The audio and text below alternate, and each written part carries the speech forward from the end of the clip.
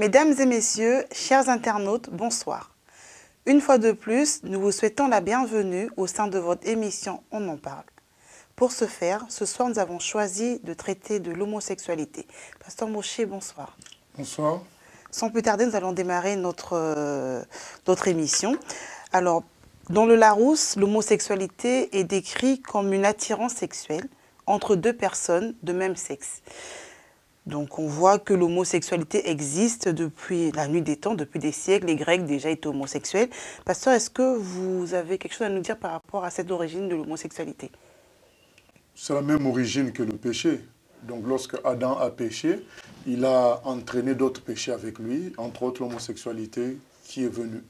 Et pourquoi vous dites que c'est un péché? Dans les 10 commandements, on a cité les péchés, tu ne mentiras point, tu ne tueras point, tu ne commettras pas d'adultère, mais on n'a jamais parlé de l'homosexualité. Pourquoi vous dites que c'est un péché en tant que tel? Il n'y a pas que les 10 commandements qui définissent le péché, qui dressent la liste de péchés. Il y a d'autres commandements qui sont dans la parole de Dieu, dans les Lévitiques. Il y a d'autres commandements qui sont cités. On a l'impression, pasteur, que l'homosexualité existe depuis peu. Pourquoi on a ce sentiment-là? Oui, on a ce sentiment parce qu'avant, il y avait une entente générale, une harmonie générale dans l'humanité de reconnaître que l'homosexualité était quelque chose de pas bon. Donc, depuis 1970, même dans les années 70, même l'OMS reconnaissait l'homosexualité comme étant un problème. Mais après le temps, après les années 70, la logique de tout m'est permis, tout est permis, est entrée dans beaucoup de sociétés, notamment dans la société occidentale. C'est pourquoi ça fait que les homosexuels se sentent protégés, défendus, et donc ils s'expriment beaucoup plus librement, et ça donne l'impression qu'il y en a beaucoup plus qu'avant. Donc pour vous, il y en a toujours eu depuis Mais la société était d'accord pour dire que ce n'était pas bon. Est-ce que notre société a changé? Oui, la société a changé. La preuve, c'est qu'aujourd'hui, on n'a même pas peut-être le droit de faire cette émission, mais on en parle puisque c'est nécessaire. Les gens ont besoin d'être sauvés par Jésus. La Bible dit « Dieu nous laisse libres dans nos choix ». Est-ce qu'on peut choisir d'être homosexuel? Dieu nous laisse libres, mais en nous prévenant des conséquences de nos choix. Il dit « Je mets devant toi la vie et la mort. Choisis la vie ». Il nous propose de choisir la vie. Il nous laisse voilà, de choisir la mort si on veut. Mais il nous prévient, vous choisissez la mort, vous choisissez la destruction. Il nous conseille plutôt de choisir la vie. Alors la vie, c'est quoi? C'est ne pas être homosexuel? La vie, c'est d'abord croire en Dieu et obéir à Dieu. Ensuite, c'est ça qui nous amène à la vie éternelle. Et la mort, c'est résister à Dieu et suivre le chemin du péché, de désobéir à Dieu. Et donc résister à Dieu, est-ce que c'est un péché en tant que tel? Oui, résister à Dieu, c'est un péché parce que c'est Dieu qui nous a créés. Il nous a fait. Et c'est vraiment anormal que la créature rejette son créateur. On va se poser une question, comment devient-on homosexuel?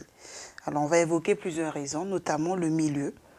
Est-ce que le milieu peut être propice ou nous influencer à être homosexuel? Oui, le milieu peut influencer, mais il peut aussi tolérer et laisser cours à la chose. Parce que si on est dans un milieu qui résiste, ce milieu-là peut nous aider à changer.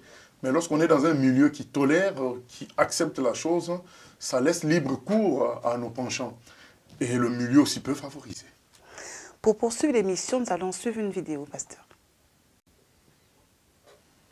Le week-end dernier était le week-end de l'Ascension et l'Église protestante unie de France était en synode. Au cours de cette synode, elle a traité de la question de la bénédiction en général et de la bénédiction des couples homosexuels en particulier. Dans la décision, il a décidé, je cite, d'ouvrir la possibilité pour ceux qui voient une juste façon de témoigner de l'Évangile, de pratiquer une bénédiction liturgique de couples mariés de même sexe qui veulent placer leur alliance devant Dieu. Le plus étonnant, c'est que cette décision a été prise à une très large majorité, on pourrait presque dire une quasi-unanimité, 94 pour, avec 3 contre simplement. Est-ce à dire que la totalité du synode était en accord avec cette décision? Je ne crois pas. Mais le mot synode signifie chemin commun, chemin partagé. Et je crois que le synode a partagé un bout de chemin, et au bout de ce cheminement commun, et bien même ceux qui n'étaient pas tout à fait à l'aise avec cette décision l'ont voté parce qu'ils estimaient que la majorité était pour, et que cette décision ne remettait pas en question la communion au sein de l'Église. Cette décision a eu lieu lors du synode de l'Église unie et lors du week-end de l'Ascension. Et symboliquement, théologiquement, l'Ascension, c'est le Christ qui quitte la terre et qui confie à ses disciples le soin d'être témoins de son royaume. Eh bien, l'Église protestante unie de France a estimé que pour elle, la fidélité à ce témoignage revenait à être généreux dans ses bénédictions, généreux jusque dans la bénédiction des couples de même sexe. Théologiquement, l'Ascension, c'est aussi le premier pas qui conduit à la Pentecôte. Et la Pentecôte, c'est l'Esprit qui parle à l'Église, c'est l'Esprit qui parle à notre monde. Et quelle est la réalité du monde? Quelle est la réalité de l'Église? Eh bien, c'est que l'homosexualité existe et que des couples sont dans l'Église et que ces couples souhaitent poser leur alliance sous le regard de Dieu. Et c'est cela que l'Église s'est sentie le devoir d'honorer. Alors maintenant, comme je l'ai dit tout à l'heure, tout le monde n'est pas tranquille, n'est pas totalement satisfait de cette décision. Et au cours de synode, même un pasteur a dit qu'au sein de son église, lorsque les débats ont eu lieu, ceux qui étaient contre n'ont pas osé le dire, comme s'il y avait une sorte d'interdit par rapport à une position qui était dominante. Ce qui veut dire que ceux qui étaient contre, ce n'était pas ou ceux qui se sont tus, ce n'était pas par indifférence, mais c'était simplement l'expression d'une souffrance, cette souffrance qui devra être prise en question dans la réception de cette décision synodale. Maintenant, la décision est prise, il reste à voir comment elle va être mise en œuvre, et là-dessus, je ne peux rien dire d'autre que ce que j'avais écrit il y a 2 ans, lors du vote par la République de la loi sur l'ouverture de mariage homosexuel. Ben, rendez-vous dans 50 ans pour voir quels ont été les effets de cette décision. Pasteur, cette vidéo illustre bien que le milieu nous influence 94% pour, contre 3 votants. Oui, oui, c'est la preuve. D'ailleurs, 1 Corinthiens 15, 33 nous dit « Les mauvaises compagnies corrompent les bonnes mœurs ». Donc, le monsieur a bien expliqué qu'il y avait des gens au départ qui n'étaient pas favorables, mais à force de constater que la majorité y était, donc ils ont préféré ne pas être bannis ou bien être considérés comme des parias en disant « Non, non, non, nous sommes contre ». Ben, ils se sont rangés au vote du grand nombre, malheureusement. Alors, on va aussi évoquer une autre raison, la mode, la tendance. Hein, c'est très tendance d'être homosexuel, d'avoir un ami homosexuel, ça fait bien, voilà, ça fait un genre. Alors, on suit bien la mode pour les vêtements, pour les chaussures et autres. Pourquoi devrions-nous nous priver de cette mode à l'heure actuelle? Oui, mais si la mode, c'était au suicide, est-ce qu'on encouragerait une telle chose? Donc je ne pense pas parce que c'est la mode qu'on devrait encourager quelque chose. L'homosexualité, c'est quelque chose qui est contre nature parce que Dieu ne nous a pas créés ainsi. Donc on n'a pas encouragé cela. Mais ça fait toujours bien, hein, on suit tout le monde. Il y a aussi le suivisme, hein, parmi les raisons de comment on devient homosexuel, le fait de suivre. J'avais une tante qui est homosexuelle, elle a bien vécu sa vie, elle travaillait, elle avait une bonne vie, ou un oncle, pourquoi ne pas faire comme ma tante ou mon oncle ou le copain, ça fait toujours bien. Le suivisme n'est pas toujours la vérité, nous le voyons avec, comment dire, certains procédés de lecture, d'apprentissage de la langue française. Donc il y a eu un mouvement donc, dans les années 68 voilà, qui refusait les dictées, qui refusait l'apprentissage syllabique de l'orthographe, tout ça. Mais les gens ont suivi en masse sans réfléchir et aujourd'hui ils sont en train de faire marche arrière. Donc la vérité finit toujours par l'emporter. Ce n'est pas la mode qui est la vérité. Pasteur, les apôtres, ils ont bien suivi Jésus. Bien Pourquoi sûr. nous, société moderne, on ne pourrait pas suivre cette nouvelle mode? Oui, c'est notre choix. Les apôtres ont suivi Jésus parce que Jésus était la vérité. Il est le Fils de Dieu. Il est descendu du ciel pour nous montrer le chemin pour aller vers Dieu. Mais si on estime que c'est bien être homosexuel. Mais la mode ne nous amène pas vers Dieu. La mode nous amène à la perdition. Avec les exemples qu'on est en train de citer. La publicité, est-ce que la publicité nous influence dans nos choix? Bien sûr. Donc, quand on voit des choses qui sont validées par la pub, par la télévision, par les journalistes, on finit par les considérer comme vraies. Comme à l'époque, on disait, nous peut-être on n'était pas encore nés, quand c'est dit à la radio, c'est que c'est vrai. Voilà, donc c'est la même chose aujourd'hui. Quand c'est dit à la télé, donc c'est vrai. Et ça peut influencer, bien sûr.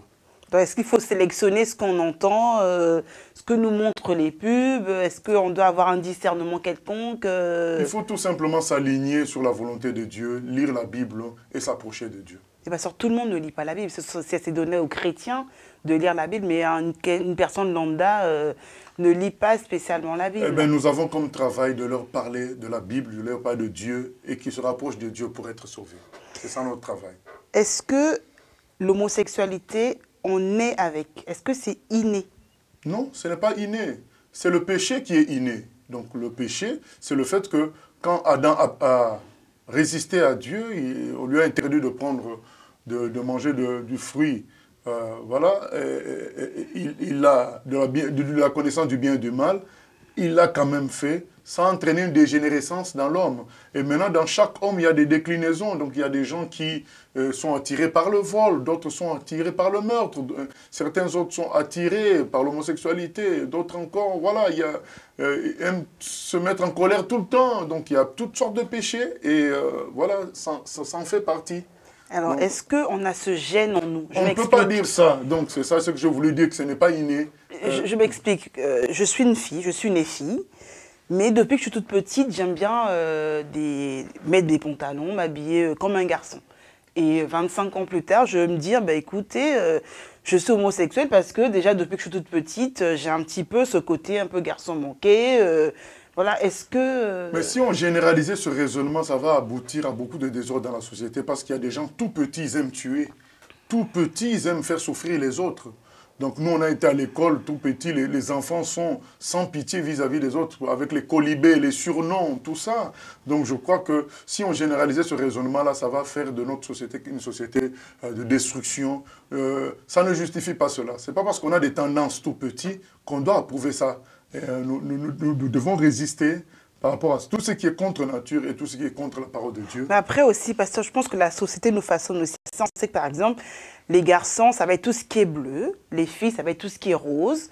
Donc si jamais je suis un garçon et que j'aime tout ce qui est rose, bon, peut-être que, ou j'aime bien jouer à la poupée, peut-être que je suis pas dans du bon côté en fait, quoi. Non mais là, nous retombons encore dans autre chose. Vouloir faire que le garçon et la fille soient la même chose, c'est anormal, c'est vraiment de la méchanceté, c'est de la dictature. Parce que physiquement, ils ne sont pas pareils déjà. Donc comment on veut imposer qu'ils soient pareils? Je crois qu'on doit laisser libre cours à la masculinité de se manifester, à la féminité de se manifester. On ne doit pas dire, mais on doit être tous égaux. Non. Et là, on veut amener... quand naturellement le garçon va choisir des jouets, voitures et autres, laissons-le faire ses choix. La fille va choisir d'autres choses, laissons-le. Maintenant, vous me dites, les filles qui vont choisir les choses des garçons, moi je n'ai jamais vraiment vu qu'on interdise à une fille d'utiliser les voitures, d'utiliser les jouets de garçons. Mais ce n'est pas pour autant que, puisqu'elle joue à ça, que c'est un garçon en réalité, c'est faux. Le physique montre que c'est une fille, un point, c'est tout. Et ça se passe dans le mental, dans la tête. C'est pas une histoire de physique, c'est une histoire d'état d'âme. C'est pourquoi je dis que c'est contre nature. Parce que le physique nous montre que c'est un garçon, on veut nous imposer que c'est une fille. Le physique montre que c'est une fille, on veut nous imposer que c'est un garçon. C'est contre nature ce genre d'appréciation, ce genre de tendance. Est-ce que les homosexuels sont-ils différents du reste de la société? Est-ce que ce sont des hommes à part entière? Est-ce que ce sont des gens qui réfléchissent comme nous, qui ont été, comme on a parlé du caractère inné, qui ont été constitués, qui ont les mêmes cellules que nous? Est-ce que ils sont différents de nous? Physiquement, ils sont comme tout le monde. C'est des humains. C'est des humains qui ont l'intelligence comme tous les humains. Donc, on ne va pas dire maintenant, on va commencer à dire, mais est-ce que, par exemple, est-ce que les voleurs sont comme nous tous? Mais ils sont comme nous tous, parce que si les voleurs n'étaient pas comme nous tous, ça veut dire que presque tous les gens qui font la politique, ils seraient où, hein? Donc, pourtant, ils sont intelligents, ils ont fait des études. Donc, ils sont comme tout le monde, mais ils ont un problème. Donc, c'est ce problème d'homosexualité que Dieu peut gérer. Dieu peut les délivrer de ça. On va poursuivre notre émission en parlant de la position de la société par rapport à ce thème. Il y en a qui sont contre, il y en a qui sont pour. Donc on va voir notre première vidéo concernant ce sujet. Là, en ce moment, aujourd'hui, ce que vous avez, c'est la France réelle, et la France réelle n'est pas d'accord. Oui, mais on ne va pas se faire trop parce que les consignes, c'est d'être pas trop interviewé. Hein. Le mariage est fondé sur la complémentarité et le monde connaît la complémentarité d'un homme et d'une femme. Il n'y a pas d'égalité. L'égalité, c'est une invention de mathématiciens. Homme, femme, égale enfant. Ça a toujours été comme ça et ça ne changera pas. Et cette loi, elle ne respecte pas la dignité humaine. L'État n'a pas à participer à la normalisation de l'homosexualité. Je ne blâme pas, mais ça n'est pas naturel. Dans la Bible, il est dit que c'est une abomination. Nous allons avoir, avec le mariage homosexuel, quelque chose qui va d'abord être une esthétique. Deux hommes ensemble, deux femmes ensemble. Alors ça peut arriver à n'importe... Vous savez, des parents une mère trop possessive, on rencontre, un professeur, un camarade qui vous entraîne. Mais c'est une déviance. On voit de plus en plus de gays à la télé, donc les gens se posent des questions sur eux-mêmes. Ça se propage en fait, c'est comme une maladie qui se propage.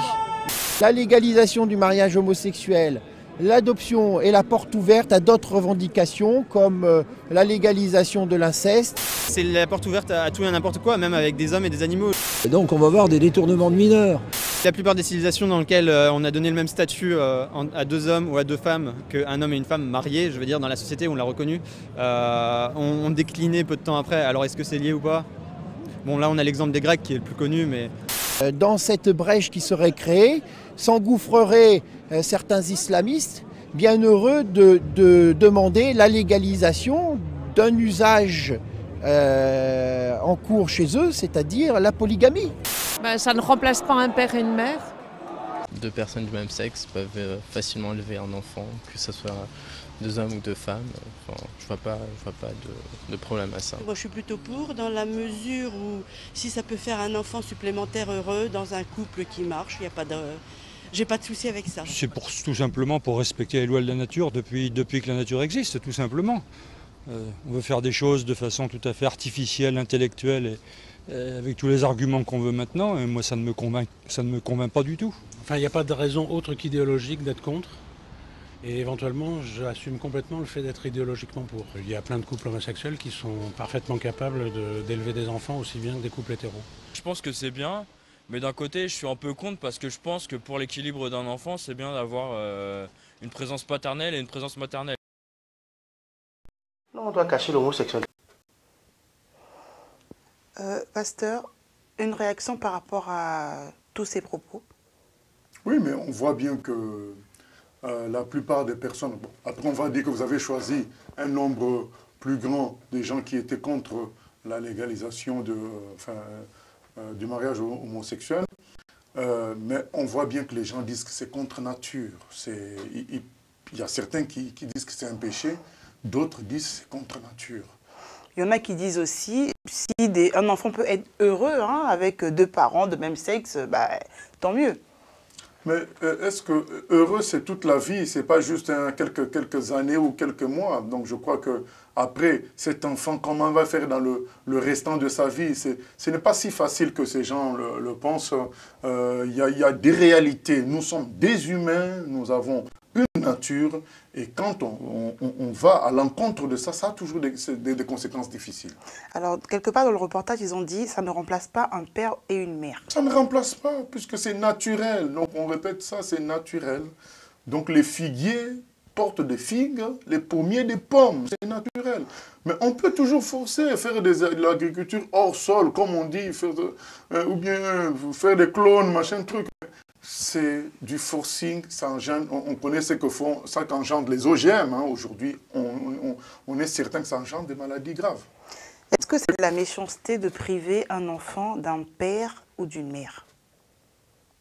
Je crois que c'est de l'égoïsme. Donc il y a des gens qui ont décidé que 2 hommes ou 2 femmes pouvaient élever un enfant d'une manière égoïste. Donc pour satisfaire leurs besoins à eux, ils négligent l'intérêt de l'enfant. C'est ça qui est dommage. Et pour l'équilibre d'un enfant, est-ce qu'il doit absolument avoir un père et une mère? Absolument. Parce que et pourquoi absolument? Absolument parce que c'est 2 êtres humains en fait. Que ce soit un père ou une mère, en fait, c'est le sexe qui les différencie. Ah non, l'enfant a besoin de l'apport des 2. Donc l'homme n'a pas la même façon de gérer les enfants qu'une femme. Mais pasteur, il y a bien des hommes qui éduquent leurs enfants. Imagine, vous perdez votre femme, vos enfants ont 2 ans. Vous faites quoi? Vous les élevez? Oui, nous n'allons pas faire des exceptions, la règle. Donc lorsque on commence à faire des exceptions, la règle, donc il n'y a plus de matière. Donc si en français, les exceptions deviennent la règle, donc il n'y a plus de français, c'est une autre langue qu'on invente. Donc les exceptions, ça existe, on se débrouille. Ce n'est pas tout le monde qui va réussir dans les exceptions, mais dans la règle, plus ou moins tout le monde arrive à s'en sortir. Pour poursuivre l'émission, on va parler du cas du Cameroun et du Mozambique, où c'est une victoire. Ils ont acquis une victoire parce que l'homosexualité a été reconnue et acceptée. On va suivre une vidéo. Non, on doit cacher l'homosexualité, pourquoi? D'autant plus que les plus grands pays là, ont déjà légalisé ça. Moi, je ne comprends pas pourquoi les Camerounais sont toujours en retard. Hein? C'est une histoire de quoi même? Nous sommes aussi les hommes. En témoignant devant une caméra, Simplice prend un risque. Parce qu'il est homosexuel, il risque d'être agressé dans la rue ou d'aller en prison. Au Cameroun, avoir des relations avec une personne du même sexe est puni par la loi, d'une peine allant jusqu'à 5 ans ferme. Il y en a souvent qui font des menaces. Quand on arrive quelque part où on peut un peu boire, on se met à l'aise, on veut se mettre à l'aise comme tous les couples qui se respectent. Il y en a qui prennent ça mal. Mais à chaque fois, nous, quand ça commence, nous on essaie de partir. Agression verbale, physique, rejet de la famille, dénonciation, condamnation. Les homosexuels camerounais souffrent à tous les niveaux dans leur vie quotidienne. Leur orientation sexuelle, même dissimulée, joue contre eux pour trouver un emploi, louer un logement ou se faire soigner. Une victoire symbolique pour les homosexuels en Afrique. Le Mozambique se débarrasse de son ancien code pénal, hérité de l'époque coloniale, qui fustigeait l'amour entre 2 personnes de même sexe. Les associations saluent le nouveau code qui dépénalise aussi l'avortement, mais elles rappellent qu'il ne changera pas grand-chose pour la communauté gay. Une victoire dans les textes, mais je pense que même au fond d'eux-mêmes, ils savent bien que ce n'est pas quelque chose de normal. Et d'ailleurs, pourquoi l'existence des clubs gays, de ceci, gay, de cela, gay, si c'est normal, ils n'ont qu'à se mélanger à tout le monde. Pourquoi ils font des choses qu'entre eux? Donc, ils reconnaissent... Pour se sentir en sécurité ou mieux encore. Donc, c'est la preuve que la société n'accepte pas cela. Donc, même en France, il y a des clubs gays, il y a ceci gay, il y a ceci gay. Mais finalement, vous êtes conscient que vous êtes unique, vous êtes différent. Donc, il y a un problème.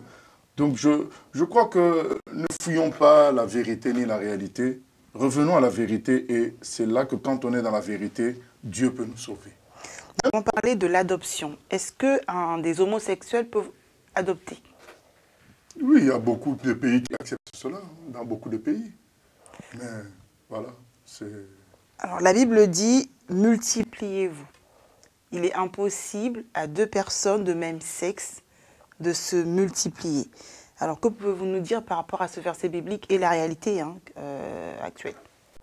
Oui, donc quand quelque chose est bon, ça veut dire quoi? Ça veut dire que tout le monde peut l'être sans problème. Un exemple, boire de l'eau, c'est bon. Donc tout le monde peut boire de l'eau.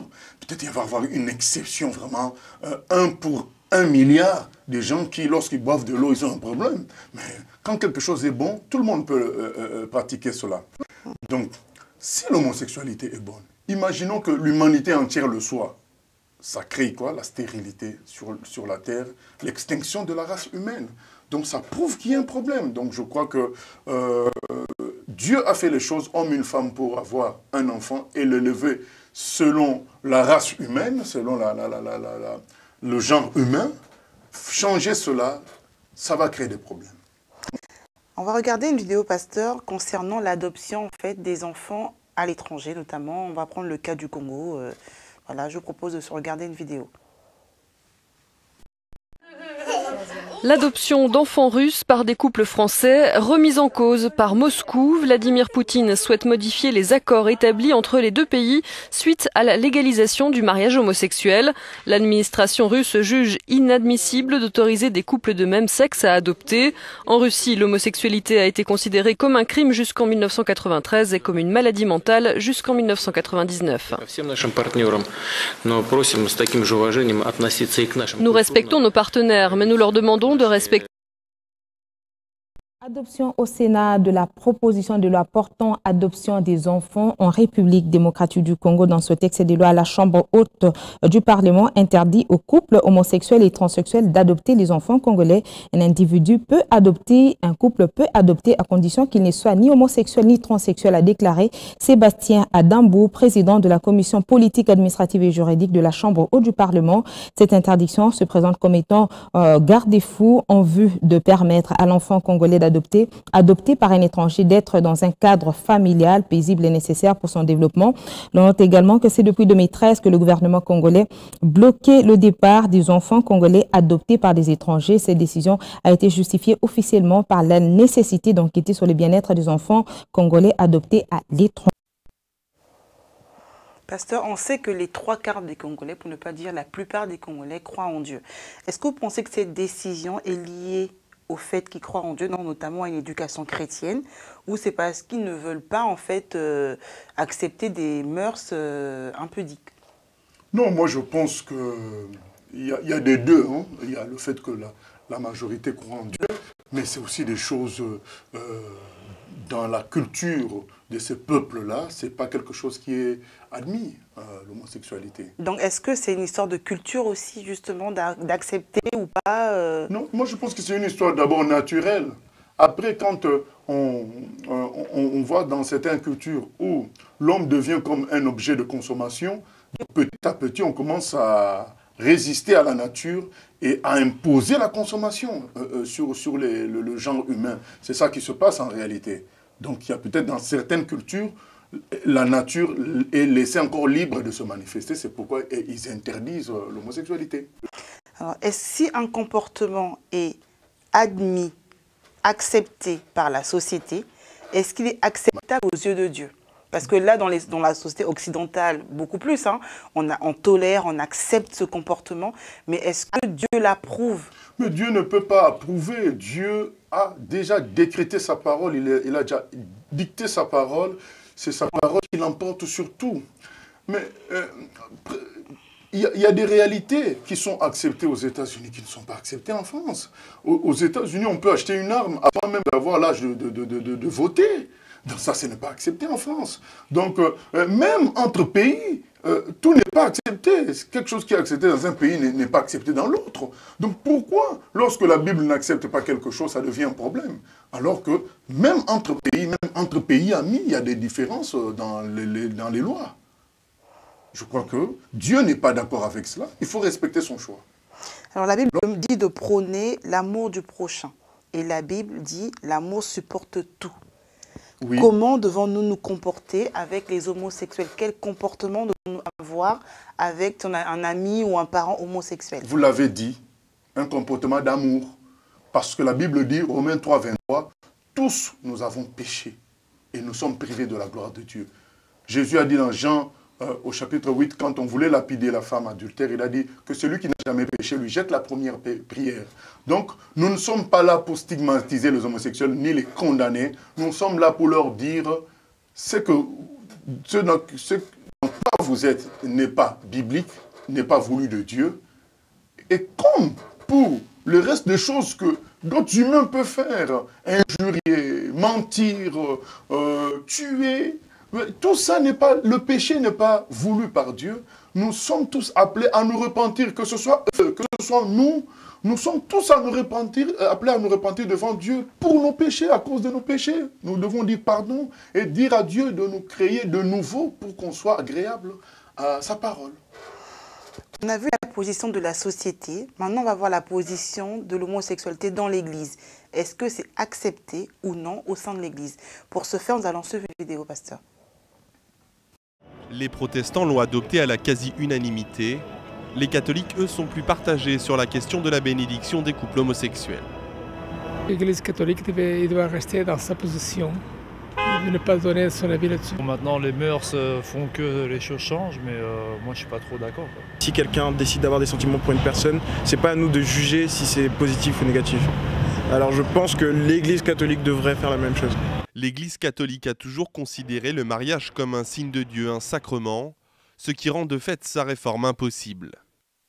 Les protestants ont toujours été plus ouverts à la modernité parce que pour eux, le mariage est quelque chose qui est appelé à évoluer, alors que les catholiques sont assez fidèles à la stabilité de l'institution du mariage depuis, pense-t-il, 2000 ans. Même si le pape François s'est déjà prononcé contre la bénédiction des couples homosexuels, il a convoqué un synode extraordinaire sur la famille en octobre prochain. La question du rapport entre l'Église catholique et les homosexuels y sera sûrement abordée. C'est important de voir une religion passer le pas de cette acceptation des unions homosexuelles? Écoutez, c'est extrêmement symbolique. En plus, ça tombe aujourd'hui, vous le disiez, c'est la journée mondiale contre l'homophobie. Donc c'est une journée tout à fait particulière. C'est d'une certaine manière un vrai geste d'amour tel qu'on peut l'attendre d'une religion qui est censée prôner l'amour du prochain. Et puis je crois que quelque part, c'est aussi une réponse à la haine homophobe qu'on vit depuis quand même un certain temps, notamment sur les réseaux sociaux en France. Donc je crois que cette décision, aujourd'hui en tout cas symbolique, et elle réjouira beaucoup d'homosexuels qui étaient un peu fâchés avec les religions. Je pense que quelque part ça va un peu en réconcilier certains, et je pense notamment aux croyants, aux protestants qui aujourd'hui doivent être très heureux de cette décision qui, je le rappelle quand même, a été adoptée d'une manière presque unanime, puisque je crois que sur 100 votants, 94 personnes ont voté en faveur de la possibilité de bénir les couples homosexuels. Protestants, catholiques, on est censé lire la même Bible. Comment ça se fait qu'on ait deux avis différents? Dans ces choses-là, il y a la logique du pouvoir. Donc il y a des gens qui se comportent, non pas selon la volonté de Dieu, mais pour protéger, ils se comportent de manière à protéger leurs intérêts terrestres. Et voilà la grande différence entre eux et les apôtres de Jésus et Jésus lui-même. Jésus et les apôtres n'ont pas bossé pour leurs intérêts terrestres, ils ont bossé pour amener les gens au ciel. Et ils sont restés fermes sur la vérité. Lévitique 18, 22 est clair, que l'homosexualité, c'est interdit. Et dans Romains chapitre 1er, on en parle encore, c'est interdit. Donc je ne vois pas de quel droit ces protestants se permettre de légaliser quelque chose que Dieu a interdit. Ça prouve qu'ils ne sont plus avec Dieu. Est-ce qu'ils lisent plus la Bible ou est-ce qu'ils lisent pas la Bible? Ils lisent, mais ils ont décidé de choisir, de sélectionner des partis par rapport à la modernité. Mais la modernité n'est pas supérieure à Dieu. C'est Dieu qui est le créateur. Soyons sérieux. Donc ce n'est pas à eux de décider que maintenant nous allons changer les choses alors qu'ils se disent de Dieu, ils se disent de la Bible. Mais est-ce qu'il n'y a pas du principe que la Bible a été écrite depuis plusieurs années déjà et aujourd'hui la société a évolué, les comportements ont évolué? Est-ce qu'il ne faut pas faire évoluer aussi? Ça voudrait dire qu'un groupe d'humains, un groupe de Français peut décider d'enfreindre les lois françaises en disant les choses ont évolué. Nous, dans notre région, ça se passe différemment. Donc, je peux occuper un terrain illégalement. Je peux occuper la gare et faire des choses là-bas. Parce que chez nous, ça se passe différemment. Non, je crois que même jusqu'aujourd'hui, l'État français est toujours en bisbille avec la Corse à cause de ce genre de raisonnement. Donc, je crois que quand il y a un code pénal, il y a un code civil, on est français, on obéit à cela. Et de la même manière, celui qui se dit chrétien doit obéir à la Bible. Donc un chrétien qui est d'accord avec l'homosexualité, est-ce qu'il est toujours chrétien? Il ne l'est plus, puisqu'il est en contradiction avec la parole qui est censée le valider comme chrétien. Alors qu'est-ce qu'il en est du cas des homosexuels? Est-ce qu'ils vont aller au paradis, ou ça se passe comment leur cas eux? un homosexuel qui va à l'église. Mais c'est comme tout le monde qui pêche. Tous ceux qui pêchent et qui ne veulent pas se repentir, ils iront en enfer. Maintenant, que ce soit les homosexuels, comme je l'ai dit précédemment, que ce soit tous les humains qui sont dans le péché, ça peut être le vol, ça peut être le mensonge, tous, ça peut être l'incrédulité, l'athéisme, tous, s'ils ne se repentent pas pour accepter Jésus comme Seigneur et Sauveur, ils iront en enfer. Donc ce n'est pas un cas spécial, les homosexuels. C'est un cas, c'est un péché comme tout autre. Mais il y a des pasteurs qui sont homosexuels. Non, ils ne sont pas pasteurs, ils se disent pasteurs, parce qu'ils sont en contradiction avec les Écritures. Qui lisent les Écritures, Lévitique 18, 22, Romains chapitre 1. Mais on est censé avoir le même esprit. Si moi je suis pasteur, ou vous êtes pasteur, et que il y a un pasteur homosexuel, vous êtes censé lire la même Bible. Comment ça se fait que Dieu ne se révèle pas à lui? Comme vous le dites bien, on est censé avoir la même logique. Mais force est de constater que les fruits ne sont pas les mêmes. D'ailleurs, Jésus a dit, vous reconnaîtrez les faux prophètes à leurs fruits. Cueille-t-on des raisins sur des figuiers? Non. Donc, l'arbre qui produit les mauvais fruits n'est pas un bon arbre. Donc, ces gens-là qui contredisent clairement la parole de Dieu ne sont pas des pasteurs ni même des chrétiens. Et qu'est-ce qu'il en est des brebis qui les suivent? Eh bien, c'est les aveugles qui conduisent d'autres aveugles dans le trou. Ils doivent sortir de ces églises-là et se repentir. Ils doivent d'abord croire en la Bible, croire en Jésus et sortir de ces endroits-là. Pourtant, il y a des enfants qui ont des parents homosexuels, qui sont bien dans leur tête, qui ont une vie normale, qui ont réussi dans la vie, qui semblent bien vivre la situation, pasteur. En apparence. Il faut suivre ces gens-là sur une grande longueur d'année. Vous allez vous rendre compte que ce n'est pas le cas. C'est ça qu'on présente, c'est tout. Pour poursuivre, pasteur, on va parler des conséquences de l'homosexualité dans la société. Et je propose de regarder une vidéo qui se passe en Belgique. L'adoption par des couples homosexuels a divisé la France. François est belge, il a 2 mamans et a été profondément choqué par les remarques et les préjugés véhiculés par les opposants au mariage gay. Il a tenu à témoigner de son bien-être, de sa réussite sociale et familiale. Une rencontre signée Justine Sau et Gaëtan Lilon. François a 26 ans et a grandi au sein d'une famille homoparentale. Conçu par insémination artificielle avec donneur anonyme, il a 2 mamans, Claire et Annie. Moi j'ai 2 mamans, donc j'ai ma mère biologique qui est maman, ma mère sociale qui est Nanou, et qui est aussi la nouna de mon petit garçon maintenant, puisque j'ai un fils de 10 mois. Hétérosexuel et papa depuis peu, François considère sa famille comme étant simple et soudée par des valeurs comme la fidélité et l'ouverture sur la diversité. Je suis dans une famille un peu plus traditionnelle, mes parents sont ensemble depuis plus de 40 ans. Elles ont toujours vécu ensemble, elles vont se marier d'ici quelques mois. Donc j'ai vraiment le sentiment contraire d'avoir été élevé dans un cadre très classique en fait. Une stabilité qui lui a permis de se construire. Mais François avoue avoir souffert des manifestations hostiles au mariage pour tous en France, une homophobie qu'il a ressentie jusqu'en Belgique. Tout mon entourage s'est adapté et donc on n'a jamais eu le sentiment d'être en marge jusqu'à aujourd'hui, jusqu'à ce que l'on voit à la télévision, dans les médias, une série de manifestants comme ça qui sortent de nulle part. Donc on était très surpris parce qu'effectivement c'est de la pure méconnaissance. Non, pasteur, les gens, ils vivent bien avec des homosexuels, tout se passe bien pour ces enfants-là au final. Ils n'ont pas de conséquences, on dirait, négatives dans leur vie. Comme je vous l'ai dit précédemment, on peut l'appliquer à beaucoup de choses. Des gens qui vivent dans des familles de la mafia, ils vivent aussi bien. Ils ne vont pas vous dire qu'ils ne sont pas bien. Ils vont vous dire qu'ils sont bien. Les gens qui vivent dans les familles où le papa se drogue, ou ceci, cela, il y a beaucoup qui vous diront non, j'ai été bien élevé. Donc ce n'est pas aux hommes de fixer la loi. C'est Dieu qui a fixé la loi parce que c'est sa création, c'est lui qui nous a créés. Ce n'est pas parce qu'un homme se sent bien dans un écart de comportement que l'écart devient la règle. Les exceptions ne doivent pas devenir la règle. On va parler des conséquences de l'homosexualité. Dans les conséquences, déjà, notamment, on voit qu'il y a la légèreté des mœurs. Parce qu'on a vu tout à l'heure, dans l'une des vidéos, on disait c'est la porte libre à tout, en fait. À tout ce qui est... à toute autre déviation. Oui. Voilà. On va dire aussi, une bonne conséquence, c'est que c'est l'ouverture, la tolérance aussi. Donc on tolère des gens qui peuvent avoir des pensées différentes des nôtres. C'est l'ouverture en gros. Ah oui, mais nous... C'est bien l'ouverture. Oui, mais en tant que Français ou en tant qu'humain, qu'est-ce que... Nous, on ne peut que laisser... On dit, mais chacun est libre de ses choix. Mais nous prévenons, comme Dieu prévient, on dit, attention, ce choix-là est contre nature et contre Dieu, ça mènera à la mort.